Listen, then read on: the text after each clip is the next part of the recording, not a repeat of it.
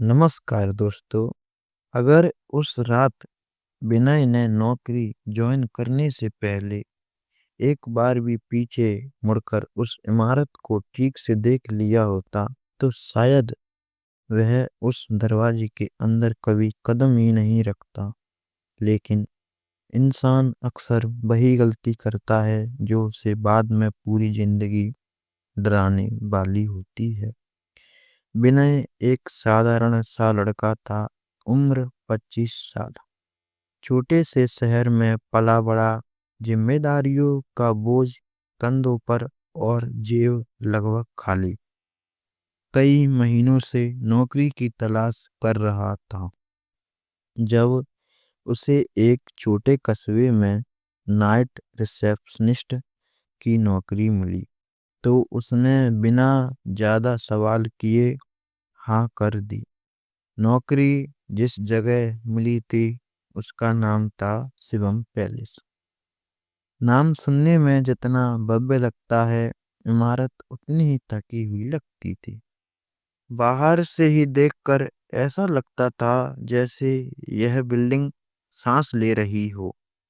दीवारों पर जमी सीलन, खिड़कियों के काले शीशे और अंदर घुसते ही एक अजीब सी ठंडी हवा जो सीधे दिल तक उतर जाती थी। पहले ही दिन जब विनय वहां पहुंचा तो लॉज का मालिक उसे रिसेप्शन पर मिला। मध्यम उम्र का आदमी, आंखों के नीचे गहरे काले घेरे, चेहरे पर नकली मुस्कान।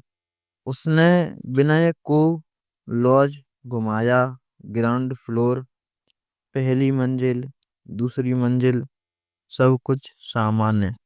लेकिन जैसे ही वे तीसरी मंजिल की सीढ़ियों तक पहुंचे, मालिक अचानक रुक गया। उसने ऊपर देखा, फिर विनय की तरफ देखकर बोला, रात में ऊपर जाने की जरूरत नहीं पड़ेगी।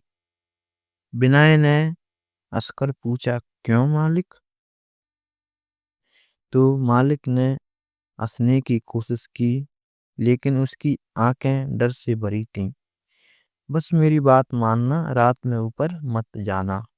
विनय ने मन ही मन सोचा, पुराने लोग भी अजीब होते हैं।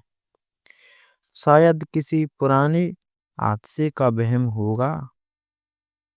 अब पहली रात शांति से गुजर गई। दूसरी रात भी बस लंबी और उबाऊ सी लगी। तीसरी रात ने सब कुछ बदल दिया। रात के करीब 2 बजे थे। रिसेप्शन पर लगी घड़ी की टिक टिक की आवाज अचानक बहुत तेज सुनाई देने लगी। विनय रजिस्टर में एंट्री कर रहा था, तभी ऊपर से कुर्सी खिसकने की आवाज आई। उसने सिर उठाया। लॉज में उस वक्त कोई मेहमान नहीं था। उसने खुद को समझाया, पुरानी बिल्डिंग है, आवाज आती रहती है। लेकिन कुछ सेकंड बाद फिर आवाज आई, इस बार किसी के चलने की। विनय की धड़कन तेज हो गई। उसने घड़ी देखी, 2:17। उसी पल ऊपर से जोर की दम की आवाज आई, जैसे कोई भारी चीज गिर पड़ी हो। विनय को मालिक की चेतावनी याद आई, ऊपर मत जाना। लेकिन जिज्ञासा डर से ज्यादा भारी थी। उसने टॉर्च उठाई और सीढ़ियां चढ़ने लगा। हर कदम पर सीढ़ियां ऐसे चरमरा रही थीं जैसे कोई पीछे पीछे चल रहा हो। पहली मंजिल शांत, दूसरी मंजिल भी शांत, लेकिन तीसरी मंजिल पर पहुंचते ही हवा अचानक ठंडी हो गई। इतनी ठंडी कि उसकी सांस से भाप निकलने लगी। टॉर्च की रोशनी दीवारों पर कांप रही थी। तभी उसकी नजर एक दरवाजे पर पड़ी, कमरा नंबर 307। दरवाजा आधा खुला हुआ था, जबकि वह कमरा महीनों से बंद बताया गया था। विनय ने धीरे से आवाज लगाई, कोई है क्या? कोई जवाब नहीं आया। उसने हिम्मत करके दरवाजा खोला। अंदर का दृश्य सामान्य था। बेड सही जगह, कुर्सी टेबल सब ठीक, लेकिन सामने लगे आईने पर उंगली से लिखा था, रात में मत आया करो। विनय पीछे हट गया। उसका दिल जोर जोर से धड़कने लगा। तभी उसने आईने में देखा, उसकी परछाई के पीछे एक और परछाई खड़ी थी। उसने तुरंत पलटकर देखा, कमरा खाली। फिर आईने में देखा, परछाई अब भी थी और धीरे धीरे उसकी गर्दन के पास आ रही थी। तभी अचानक लाइट बंद हो गई। पूरी मंजिल अब अंधेरे में डूब गई। विनय की सांसें बेकाबू हो गईं। उसने मोबाइल निकाला। हाथ कांप रहे थे। जैसे तैसे फ्लैशलाइट जली और सामने दीवार पर पड़ी, लेकिन अब वहां आईना नहीं था। दीवार बिल्कुल खाली थी। उसी पल उसके कान के पास किसी ने बहुत धीमे से कहा, अब आ ही गए हो तो वापस कैसे जाओगे? विनय ने घूमकर देखा, कोई नहीं था। तभी कमरे की लाइट अपने आप जल गई और फर्श पर पानी टपकने लगा, टप टप टप, जबकि छत सूखी थी। हर बूंद उसके दिल पर गिर रही थी। तभी दरवाजा अपने आप धीरे धीरे बंद होने लगा। विनय दौड़ा, लेकिन दरवाजा पूरी तरह बंद हो चुका था। तभी पीछे से किसी के तेज कदमों की आवाज आई। उसने पलटकर देखा। कमरे के कोने में एक औरत खड़ी थी। सफेद साड़ी, बाल चेहरे पर बिखरते हुए, पैर जमीन को छू नहीं रहे थे। विनय की टांगें कांपने लगीं और वह वहीं बैठ गया। तभी दीवारों से लाल तरंग रिसने लगा। औरत ने सिर उठाया। उसका चेहरा आधा जला हुआ था। आंखें पूरी काली और आवाज गूंजी, रात में ऊपर मत आना था। विनय रोते हुए बोला, मुझे नहीं पता था, मुझे माफ कर दो। तभी सारी लाइटें एक साथ फूट गईं।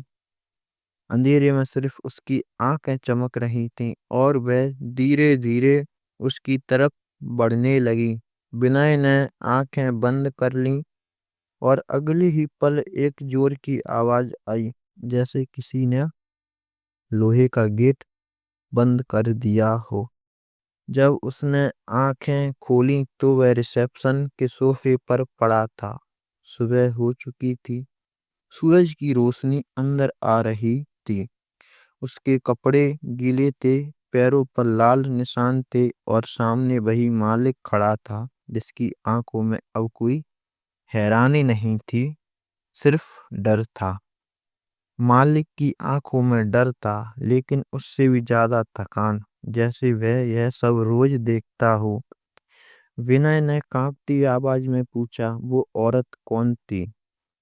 मालिक ने गहरी सांस ली और कुर्सी पर बैठ गया। उसने कहा, 15 साल पहले इस लॉज की तीसरी मंजिल पर एक औरत रहती थी। उसका नाम राधा था। रिश्ते में मेरी भतीजी लगती थी। उसकी शादी यहीं पास के गांव में हुई थी, लेकिन शादी के कुछ महीनों बाद ही सब कुछ बदल गया। दहेज को लेकर झगड़े शुरू हुए। रोज मारपीट होती थी और एक रात उसे उसी कमरे 307 में बंद कर दिया गया। मालिक की आवाज बर्रा गई। उसने आगे कहा, अगली सुबह जब दरवाजा खोला गया तो राधा जिंदा नहीं थी। केस को दबा दिया गया। सबने मिलकर चुप्पी ओढ़ ली। लेकिन उस रात के बाद से हर रोज ठीक 2:17 पर तीसरी मंजिल से आवाजें आने लगीं। पहले चौकीदार गया, फिर सफाई कर्मी, और जो भी ऊपर गया वो पहले जैसा कभी नहीं रहा। विनय ने पूछा, फिर मुझे नौकरी पर क्यों रखा? मालिक ने नजरें झुका ली और कहा, क्योंकि अब कोई यहाँ रुकता ही नहीं था और मुझे लगा शायद कोई नया इंसान उसे दिखे तो वह शांत हो जाए, लेकिन मैं गलत था। विनय उसी दिन लॉज छोड़कर चला गया, लेकिन कहानी वहीं खत्म नहीं हुई, क्योंकि कुछ आत्माएं जगह से नहीं बंधी होती हैं, वे इस इंसान से बंध जाती हैं जिसने उन्हें देखा हो। शहर लौटने के बाद विनय ने नई नौकरी ज्वाइन कर ली, नया कमरा लिया और तय किया कि अब वह अतीत को भूल जाएगा। लेकिन रात होते ही सब बदल जाता। हर रात ठीक 2:17 पर उसकी नींद टूट जाती। कमरे में वही ठंडक, वही सन्नाटा और आईने में वही उंगलियों के निशान। कभी एक शब्द उभरता, न्याय, कभी सिर्फ एक रेखा, जैसे कोई लिखना चाहता हो लेकिन लिख नहीं पा रहा हो। विनय ने डॉक्टर से दिखाया, काउंसलिंग करवाई, लेकिन कोई फर्क नहीं पड़ा। एक रात उसने हिम्मत जुटाई और आईने के सामने खड़े होकर कहा, अगर तुम कुछ चाहती हो तो साफ कहो। उसी पल आईने पर साफ लिखा उभरा, सच बाहर लाओ। विनय समझ गया कि राधा अब भी वहीं फंसी है और उसे वहीं काम करना होगा जो कोई और नहीं कर पाया। अगले दिन वह उसी कस्बे पहुंचा। शिवम पैलेस अब पूरी तरह बंद पड़ा था। बाहर जंग लगा ताला और अंदर गुप्त अंधेरा। आसपास के लोग होटल का नाम सुनते ही बात बदल देते थे। एक बूढ़ा चौकीदार मिला जिसने बताया कि कई साल पहले पुलिस ने केस बंद कर दिया था, लेकिन कुछ फाइलें आज भी होटल के अंदर ही दबी हुई हैं, क्योंकि उस रात सबूत हटाने की जल्दी में कुछ चीजें छूट गई थीं। विनय ने तय किया कि वह उस रात होटल में जाएगा। वह जानता था कि अगर वह नहीं गया तो यह पीछा कभी नहीं छूटेगा। रात के ठीक 2:10 पर वह ताला तोड़कर अंदर घुसा। रिसेप्शन वैसा ही था। घड़ी की टिक टिक वही डर पैदा कर रही थी। 2:17 होते ही तीसरी मंजिल से वही आवाज आई, कुर्सी घिसटने की। विनय ने बिना रुके सीढ़ियां चढ़ी। तीसरी मंजिल पर पहुंचते ही कमरा 307 अपने आप खुल गया। इस बार डर कम था और मजबूरी ज्यादा। आईना दीवार पर उभरा और राधा सामने खड़ी थी। उसका चेहरा पहले जितना डरावना नहीं था। आंखों में दर्द और थकान थी। उसने फर्श की तरफ इशारा किया। विनय ने फर्श की ढीली टाइल हटाई। नीचे एक पुरानी फाइल और कुछ कागज निकले। पुलिस रिपोर्ट, मेडिकल कागज और गवाहों के बयान, जिनमें साफ लिखा था कि सच को बदला गया था। उसी पल दीवारें कांपने लगीं और कमरे में वही रात दोबारा जीवित होने लगी। लेकिन इस बार राधा की आवाज शांत थी। उसने कहा, अब तुम जा सकते हो। विनय फाइल लेकर बाहर निकला। अगली सुबह उसने सारे कागज मीडिया और पुलिस को सौंप दिए। केस दोबारा खुला। मालिक और बाकी लोग गिरफ्तार हुए। शिवम पैलेस हमेशा के लिए सील कर दिया गया। उस रात विनय ने पहली बार बिना डर के नींद ली। सुबह जब वह आईने के सामने खड़ा हुआ तो आईना बिल्कुल साफ था। कोई निशान नहीं, कोई परछाई नहीं। बस जाते जाते उसे लगा जैसे किसी ने बहुत हल्की आवाज में कहा, धन्यवाद। और आज भी शिवम पैलेस बंद पड़ा है, लेकिन लोग कहते हैं कि अब वहां डर नहीं लगता, क्योंकि कुछ आत्माएं बदला नहीं चाहती। वे सिर्फ चाहती हैं कि उनकी कहानी सुनी जाए। और अगर कभी रात के 2:17 पर किसी आईने में उंगलियों के निशान दिखें तो समझ लेना कोई अब भी इंसाफ की उम्मीद लगाए बैठा है। धन्यवाद दोस्तों। वीडियो देखने के लिए लाइक करें, सब्सक्राइब करें एंड प्लीज कमेंट।